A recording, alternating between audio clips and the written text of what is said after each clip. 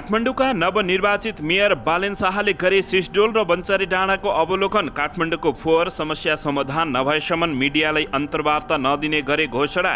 एमाले जनताप्रति इमान्दार नभएर जनताले गठबन्धन रोजेको नेपाली काङ्ग्रेसका बागमती प्रदेश संसदीय दलका नेता इन्द्रबहादुर बानियाको भनाई। स्थानीय तह निर्वाचन अन्तर्गत 750वटा पालिकाको मतपरिणाम सार्वजनिक। विभिन्न कारणले मतदान स्थगित भएका र मतगणना हुन नपाएका 3वटा पालिकामा पुनः मतदान हुने निर्वाचन आयोगको भनाई। हालसम्म मतगणना सम्पन्न भएका पालिकाहरूमा 14,407 जना महिला उम्मेद्वार विजय। नेपाली समाज विचलनतिर गइरहेको नेकपा माओवादी केन्द्रका अध्यक्ष पुष्पकमल दाहाल प्रचण्डको भनाई। काठमाडौँलाई विश्वकै नमुना सहर बनाउने काठमाडौँ महानगरपालिकाका नवनिर्वाचित प्रमुख बालेन्द्र शाहको प्रतिबद्धता। हरेक सार्वजनिक बसमा सीसीटीभी र जीपीएस सिस्टम जडान गरिने। निजगढ विमानस्थल रोकिनुको पछाडि गलत मनसाई हुन सक्ने एकीकृत समाजवादीका अध्यक्ष माधव कुमार नेपालको आशंका। पेट्रोलियम पदार्थमा लाग्दै आएको करमा प्रति लिटर 10 रुपियाँ घटाउने सरकारको तयारी। खाना पकाउने ग्यासमा भने कुनै पनि शुल्क नघटाइने। काठमाडौँको जाउलाखेलमा गाडी दुर्घटनामा परेर चितवनकी मेयर रेणु दाहाल घाइते। तिलोत्तमा नगरपालिकाका मेयरको पहिलो निर्णय, विद्यार्थीलाई दिवा खाजा 10 रुपियाँ थप। देउबाको भारत भ्रमणमा चुच्चे नक्साको कुरा नउठाउनु खेदजनक रहेको नेता ईश्वर पोखरेलको भनाई। सर्वोच्च अदालतको फैसलाले दूरगामी असर पार्छ डाक्टर बाबुराम भट्टराई। प्रधानमन्त्री शेरबहादुर देउबालाई सांसद राणाको प्रश्न, अब कुन मुख लिएर सुदूरपश्चिममा पाइला टेक्नुहुन्छ?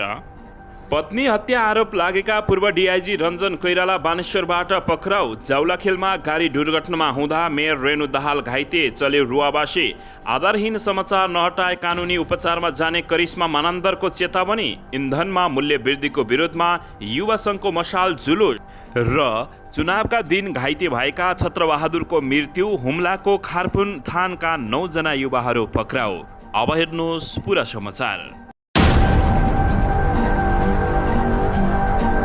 दर्शक महानुभावहरू नमस्कार। नेपाली न्युज टिभीको न्युज बुलेटिन खबरमा यहाँहरूलाई हार्दिक स्वागत छ। म पुष्कर ओली सदाझै आज पनि तपाईँहरूमा देश तथा विदेशका महत्त्वपूर्ण समाचार अपडेटका साथ उपस्थित भइसकेको छु। दर्शक महानुभावहरू, तपाईँहरूले हामीलाई कहाँदेखि हेर्दै हुनुहुन्छ नेपाल भए जिल्ला र ठाउँको नाम भन्नुहोला। यदि विदेशमा हुनुहुन्छ भने आफू रहेको देशको नाम पनि कमेन्ट बक्समा गई कमेन्ट गर्न नभुल्नुहोला। र हाम्रो च्यानल नेपाली न्युज टिभीलाई अहिलेसम्म पनि सब्सक्राइब गर्नुभएको छैन भने सब्सक्राइब गर्नुहोला, साथै सँगै रहेको बेल आइकनलाई दबाउन पनि नभुल्नुहोला। आउनुहोस् दर्शक महानुभावहरू, आजको मुख्य समाचारतर्फ लागौँ। त्योभन्दा पहिला तपाईँहरूले दर्शकबिन हाम्रो मेहनतको लागि एउटा सानो लाइक गर्न पनि नभुल्नुहोला।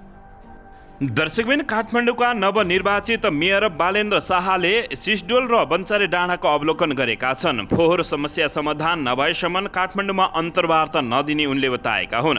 काठमाडौँ महानगरपालिकाका नवनिर्वाचित मेयर बालेन्द्र शाहले सिसडोल र बन्चारी डाँडा अवलोकन गरेका छन्।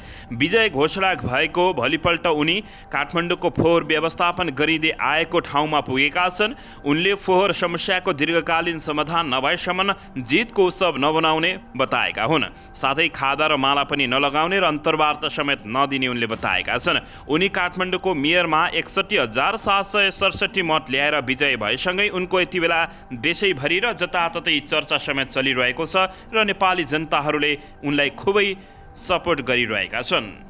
दर्शकबिन, यसैबीच यता सरकारले पेट्रोलियम पदार्थमा कर घटाउने निर्णय गरेको छ। गत मङ्गलबार बसेको मन्त्री परिषदको बैठकले पेट्रोलियम पदार्थमा लाग्दै आएको करमा 10 रुपियाँ घटाउने निर्णय गरेको छ। संसद बैठकमा उद्योग वाणिज्य तथा आपूर्ति मन्त्री दिलेन्द्र प्रसाद बडुले कर घटाउन अर्थ मन्त्रालयलाई सैद्धान्तिक सहमति दिइसकेको बताएका छन्।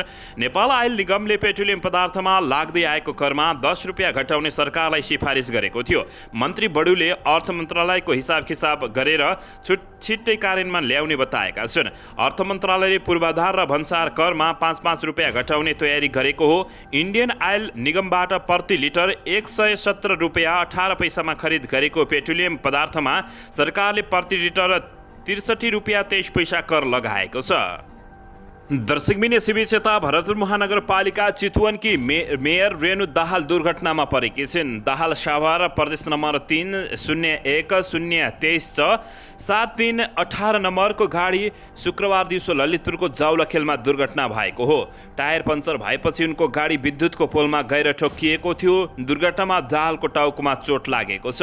सिटी स्क्यान गर्दा घाउ बाहिरी छालामा मात्र देखिएकोले लागेकोले डिस्चार्ज गर्न लागिएको उनकी बहिनी गङ्गा दाहालले जानकारी दिएका छिन्। यति बेला दाहाल परिवारमा दर्शक महानुभावहरू रुवाबसी चलेको छ। दर्शकबिन यसैबीच यता चुनावका दिन घाइते भएका छत्रबहादुरको मृत्यु भएपछि यति बेला गाउँ नै शोकमा डुबेको छ। स्थानीय निर्वाचनका दिन भएको झडपमा घाइते भएका एकजनाको मृत्यु भएको छ। गत वैशाख 31 गते स्थानीय निर्वाचनका दिन हुम्लाको खारपुनाथ गाउँपालिका 5 याचुङ बजारमा एमाले, नेपाली काङ्ग्रेस र नेकपा विप्लव समूह बीच झडप भएको थियो। झडपका क्रममा खारपुन थाना गाउँपालिका 5 दुर्बा निवासी 35 वर्षीय छत्रबहादुर साई घाइते भएका थिए। घाइते साईको उपचारका लागि नेपालगञ्ज पुर्याइएको थियो। उपचारका क्रममा 4 जेठमा साईको मृत्यु भएपछि प्रहरीले घटनामा संलग्न व्यक्तिहरूको खोजी कार्य जारी गरेको छ।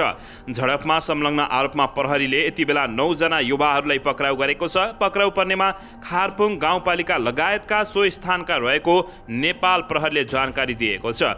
घटनाबारे थप अनुसन्धान भइरहेको कर्णाली प्रदेश प्रहरी कार्यालयले जानकारी दिएको हो।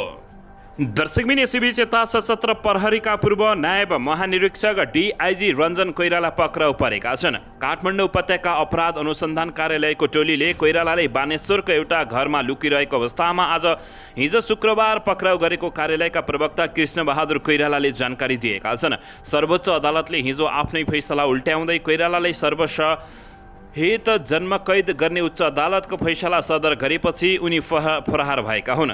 यसअघि 2077 सालको असारमा तत्कालीन प्रधान न्यायाधीश चोलेन्द्र शमशेर राणाको संयुक्त इजलासले कोइरालाको जन्म कैदको सजाय घटाएर 8.5 वर्ष हुने फैसला गरेको थियो। त्यसपछि कोइराला रिहा भइसकेका थिए। त्यो फैसलाको विरुद्धमा मृतक गीता ढकालका बुबाले निवेदन दिएका हुन्। कोइरालाले 2068 सालमा श्रीमतीको हत्या गरेर बोरामा पोको पारेर मकवानपुरको टिस्टुङ जङ्गलमा लगेर पेट्रोल छर्केर जलाएको अनुसन्धानबाट पुष्टि भएको थियो। तर कोइरालाले रिसको आवेगमा धकेल्दा श्रीमतीको हत्या भएको बयान दिएको भन्दै तत्कालीन प्रधान न्यायाधीश राणा र न्यायाधीश तेजबहादुर केसीको इजलासले कैद सजाय घटाउने फैसला गरेको थियो।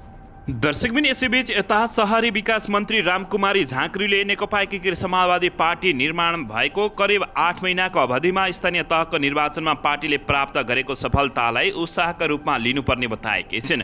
गुल्मी काठमाडौँ सम्पर्क मञ्चले शुक्रबार काठमाडौँमा आयोजना गरेको स्थानीय तह निर्वाचनको समीक्षा कार्यक्रममा मन्त्री रामकुमारी झाँक्रीले छोटो समयमा पार्टी र चुनाव चिन्ह यति धेरै जनताका बीचमा पुग्न सक्नु र मत लिनुलाई ठूलो उपलब्धिका रूपमा लिनुपर्ने बताएकी छिन्। स्थानीय तह निर्वाचनमा देशका विभिन्न जिल्लामा भएको चुनावी गठबन्धन अधिकांश ठाउँमा सफल भएको बताउँदै उनले निर्वाचनमा भएका केही कमी कमजोरीलाई शिक्षाका रूपमा लिएर आगामी सङ्घ र प्रदेशको निर्वाचनमा जानुपर्ने समेत उनले जोड दिएकी छिन्।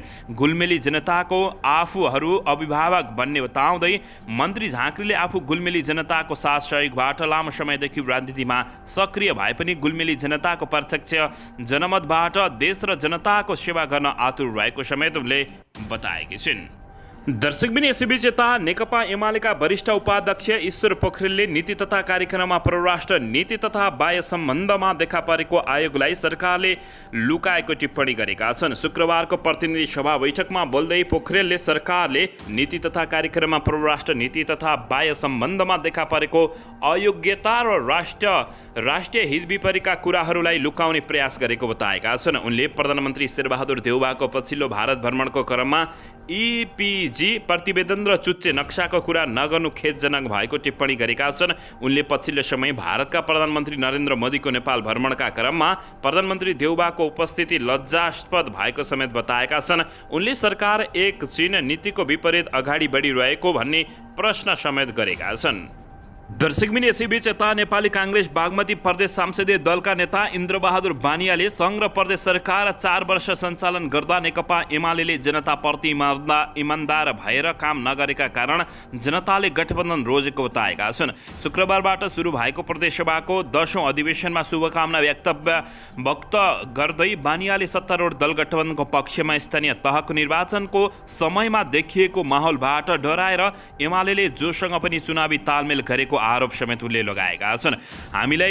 भन्नलाई हामी एक्लै लड्यौँ भनेका छन्, तर 9वटा दल मिलेको सबैलाई थाहा छ उनले भने। कतै कमल थापा, कतै राजेन्द्र लिङ्गदेलसँग मिलेको हामीलाई थाहा नै छ। गठबन्धन गर्ने पार्टी नै नभएपछि दोबाटेसँग पनि एमाले तालमेल गरेको उनले आरोप लगाएका छन्।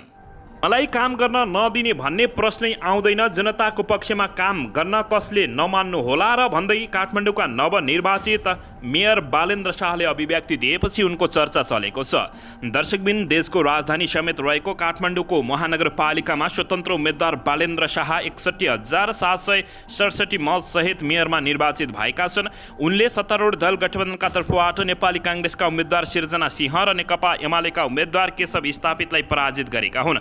र्यापरको पहिचान बनाएका नवनिर्वाचित मेयर बालेन्द्र शाहले व्हाइट हाउस इन्स्टिट्युट अफ टेक्नोलोजीबाट सिभिल इन्जिनियरिङमा स्नातक र भारतको कर्नाटक राष्ट्रिय प्रौद्योगिक संस्थाबाट स्ट्रक्चरल इन्जिनियरिङमा स्नातक गरेको जानकारी प्राप्त भएको छ। संविधानले पालिका तहलाई सरकारका रूपमा परिभाषित गरेको छ।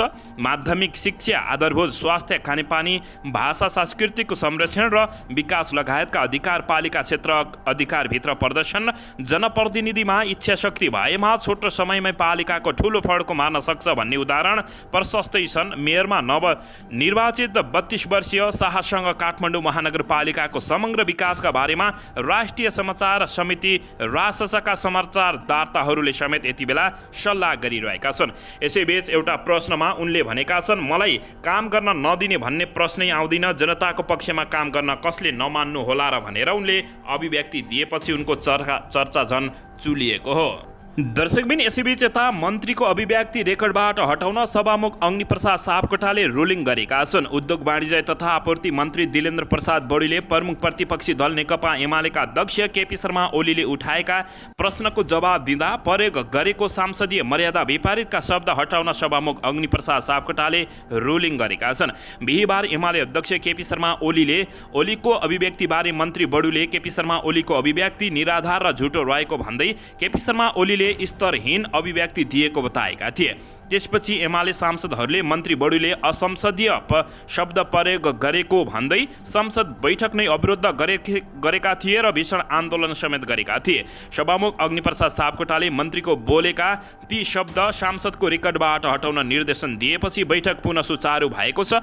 यसअघि नेकपा एमाले बैठकमा हंगामा मचाएको थियो भने नेताहरू केपी शर्मा ओलीलाई ती 2वटा बोलेको शब्दले यति आक्रोशित बनेको बताइएको छ।